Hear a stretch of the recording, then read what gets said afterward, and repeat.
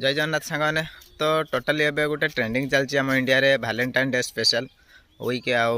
एथिरे Valentine day समस्ते celebrate करछंती आजिकार नुआ युवक युवती माने किंतु ता पछर रहस्य कोन जानि नांती तो चलंतु जानिया ता पछर रहस्य कोन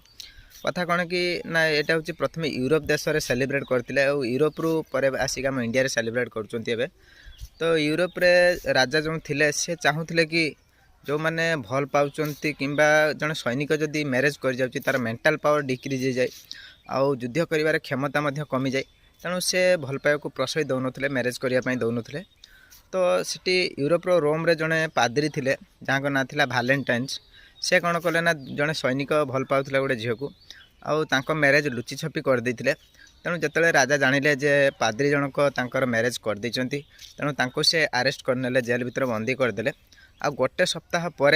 माने फेब्रुआरी 14 फाँसी रे झुली दिगला